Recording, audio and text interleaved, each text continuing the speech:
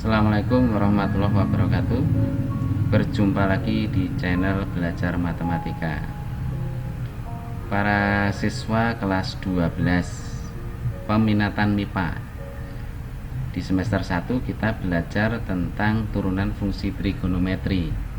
Kemudian aplikasinya adalah kita bisa menentukan, misalnya adalah titik stasioner dengan turunan pertama. Kemudian kalau kita lanjutkan dengan turunan kedua, kita bisa menemukan jenisnya, apakah dia maksimum, minimum, atau mungkin titik belok. Untuk turunan pertama kurang dari 0 atau lebih dari 0, kita akan menemukan di mana fungsi naik dan fungsi turun. Kemudian untuk turunan keduanya kurang dari 0 atau lebih dari 0, kita akan menemukan fungsinya cekung ke atas atau cekung ke bawah. Nah, itu semua kita menggunakan pendekatan aljabar, ya, berhitung, menggunakan perhitungan kalkulus. Nah, sekarang saya akan mencoba mendekati dengan gambar, ya. Jadi sebenarnya kalau grafiknya itu sudah tergambar, maka kita bisa membaca. Contohnya yang paling sederhana ini adalah gambar Y sama dengan sin X. Kalau ditanyakan di mana titik stasionernya, kan sudah jelas nih, 90,1 maksimum, 270 ya, 270,1 minimum. Dimanakah fungsi naik 0 sampai 90 atau 270 sampai 360. Turunnya antara 90 sampai 270. Kemudian cekung ke bawah ini 0 sampai 180 itu cekung ke bawah. Kemudian 180 sampai 360 cekung ke atas. Nah, berangkat dari gambar dasar ini, ya, kita harus paham dulu gambar Y sama dengan sin X. Kita lihat coba ini detailnya, ya. Periodenya adalah 360, artinya satu gelombangnya, satu gulung dan satu lembahnya sepanjang 360 derajat. Amplitudo lintasan terjauhnya satu ke atas dan satu ke bawah. Startnya dimulai dari X sama dengan 0, ini 0 derajat startnya, ya. Kemudian nempel di sumbu X, atau dia dari sumbu X, di bawah sini di sumbu X pada saat X sama dengan 0. Nah, ini kalau kita konversi ke Y sama dengan A sin BX plus C, kita bisa simpulkan nanti periodenya itu adalah 360 dibagi B. B-nya di sini, ya. 360 dibagi B.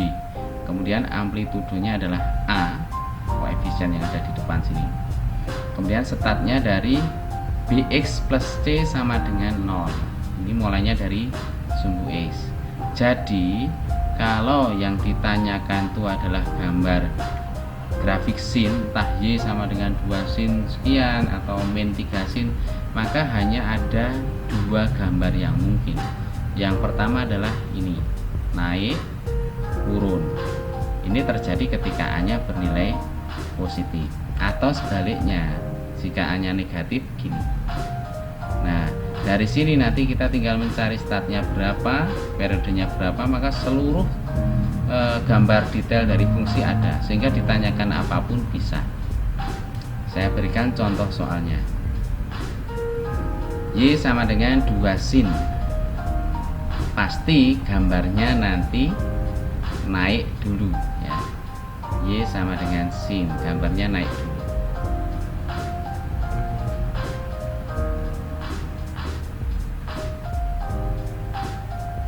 Naik dulu, kemudian turun. Gini, gambarnya pasti begini, ya. Nah, kita ikuti sekarang periodenya. Di sini 3, berarti periodenya adalah 360 dibagi 3, 120 derajat. Amplitudonya ini 2. Startnya 3x min 60 sama dengan 0, berarti x nya adalah 20 derajat. Tinggal kita isikan di sini.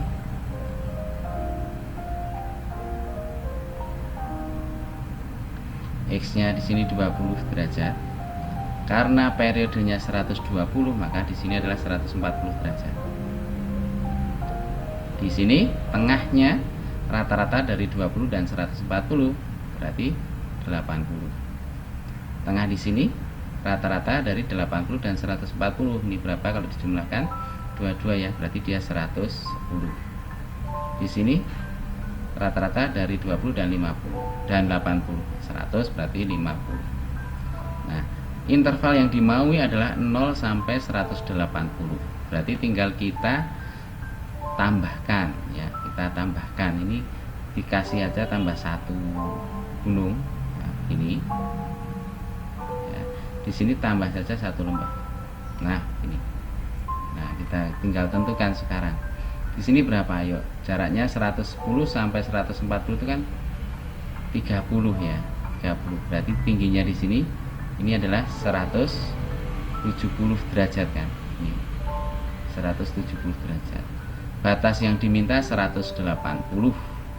Berarti ada di sini. Ini 180 derajatnya. Ini 180 derajatnya. Kemudian yang 0 ini 20, 30 kan di sini ya. Jaraknya ini kan 30, berarti dia min 10. Maka 0-nya ada di sebelah kanannya. Nah, ini 0 derajatnya. Nah, sekarang mau ditanyakan apa? Misalnya ditanyakan titik stasioner. Berarti ini kan 50, tingginya adalah 2 kan. Ini 50,2 berjenis titik balik maksimum.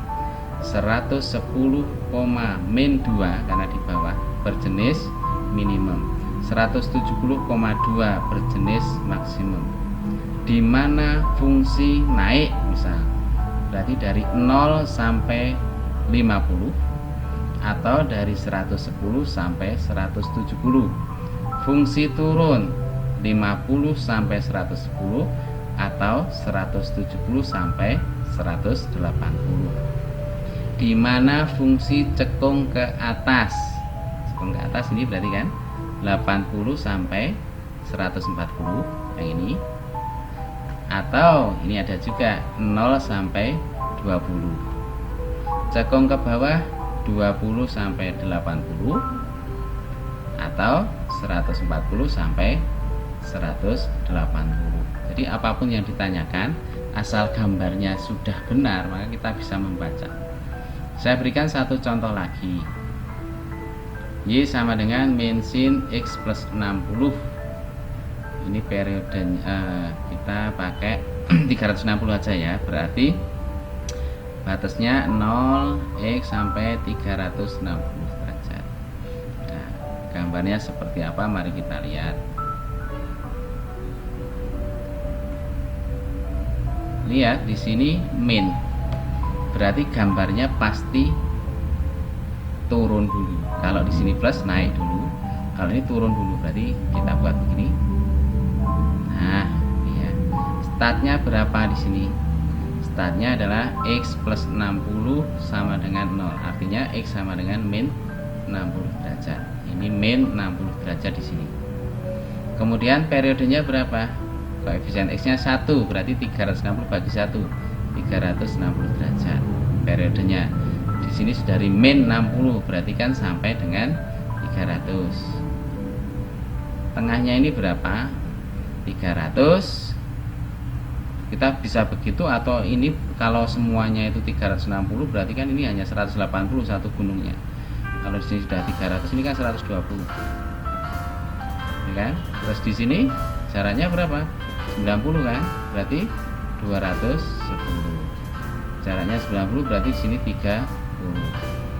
Nah, sekarang batasnya 0 sampai 360. Nah, ini min 60, ini 30 ya. Nolnya berarti ada di sini ya. Ini 0 derajat.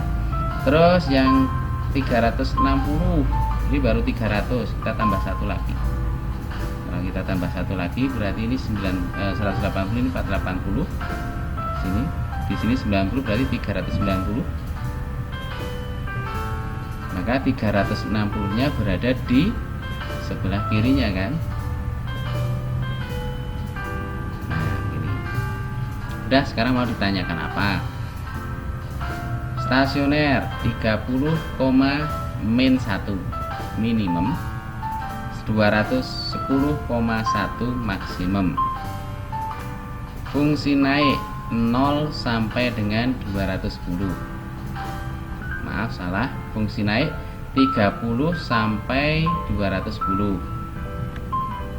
Fungsi turun 0 sampai 30 atau 210 sampai 360. Fungsi cekung ke atas 0 sampai dengan 120 atau 300 sampai 360.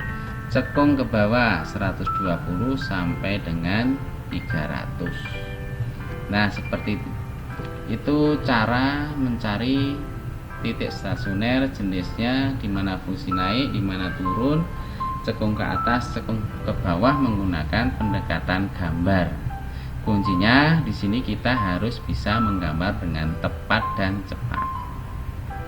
Nah, ini kita gunakan ketika soalnya adalah pilihan ganda ya, daripada menurunkan, apalagi turunannya sampai turunan kedua, menurut saya lebih baik seperti ini. Dan ini secara matematis bisa dibenarkan.